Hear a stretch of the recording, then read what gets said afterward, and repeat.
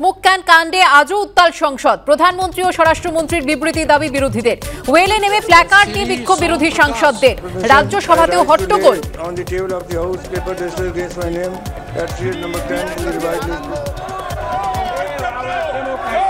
सभा की कार्यवाही 2 बजे तक के लिए स्थगित की जाती है।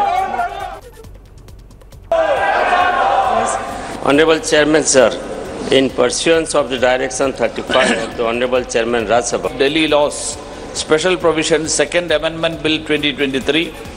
3 notices under Rule 267 for suspension of business to discuss the serious. Sir, with your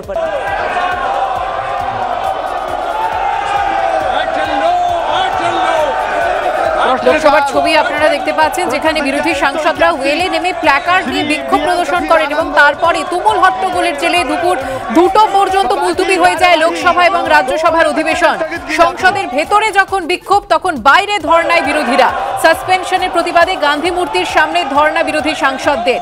Modi সরকারের উপর চাপ বাড়াতে রণকৌশল বৈঠক ইন্ডিয়া জোটে। কথা বলবো আমাদের প্রতিনিধি বিজেন্দ্র সিংহের সঙ্গে। বিজেন্দ্র, আমরা দেখতে পাচ্ছি যে গান্ধী মূর্তির সামনে যে 12 সাংসদকে সাসপেনশন করা হয়েছে, তাদের সেই সাসপেনশনের প্রতিবাদে ধর্ণা চলছে বিরোধী সাংসদদের। দেখো, গান্ধী মূর্তির কাছে এই 14 জন সাংসদ ছিলেন, 13 জন লোকসভা এবং একজন রাজ্যসভা ডেরেক ওব্রায়েন, যাদের 14 জনকে গতকাল সাসপেন্ড করা হয়েছিল। তারা তো ছিলেনই, তাদের হাতে প্ল্যাকার্ড ছিল, যেখানে তারা বলছেন কি যে প্রতাপ সিনহা যিনি পার্ক বানিয়েছিলেন, যে সিকিউরিটি ব্রিচ হয়েছে, তার বিরুদ্ধে কেন এখন অব্দি ব্যবস্থা হয়নি। লোকসভা রাজ্যসভায় সরকার বক্তব্য রাখছে না, কিন্তু তাদেরকে সাসপেন্ড করা হয়েছে। এই ধরনের তারা স্লোগান লিখে পোস্টার নিয়ে এসেছিলেন গান্ধী মূর্তির কাছে। পাশে বাকি সাংসদরাও দাঁড়িয়েছিলেন এবং আমরা দেখলাম কিছুক্ষণে মকর দ্বারে যখন এই সাংসদরা বেরোচ্ছিলেন, সেই সময় Sonia Gandhi, Congress parliamentary party chairperson Adhir Chowdhury, তারাও তাদের পাশে এসে দাঁড়িয়েছিলেন এবং তাদেরকে সমর্থন জানিয়েছেন। আজকে লোকসভা যখন 11টার সময় স্টার্ট হয়, 1 মিনিটের মধ্যেই লোকসভা আজকে 2টো অব্দি অ্যাডজার্ন হয়ে গেছে। কেন কি যখনই স্টার্ট হলো হাউস, সেই সময় দেখা গেল বিরোধী সাংসদরা হাতে প্ল্যাকার্ড নিয়ে ওয়েলে চলে আসেন। 1 মিনিটের মধ্যেই হাউস 2টো অব্দি অ্যাডজার্ন হয়ে গেছে। রাজ্যসভা প্রায় 7-8 মিনিট আজকে চলেছে। পেপার লিঙ্ক গুলো হয়েছিল, সেখানে একই দাবি ছিল যে সেখানে সরকার কেন বক্তব্য রাখছে না।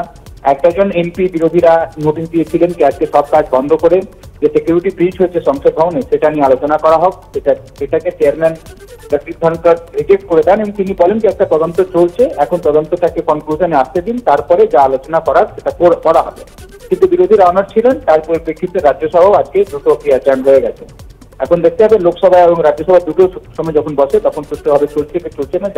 সুষ্ঠুভাবে চলার সম্ভাবনা খুবই কমই রয়েছে সুপর্ণা। কেন কি যে মনোভাব আমরা দেখছি, গতকালও একই স্ট্যান্ড ছিল লোকসভা রাজ্যসভা বিরোধী সাংসদদের, আজকেও একই স্ট্যান্ড রয়েছে।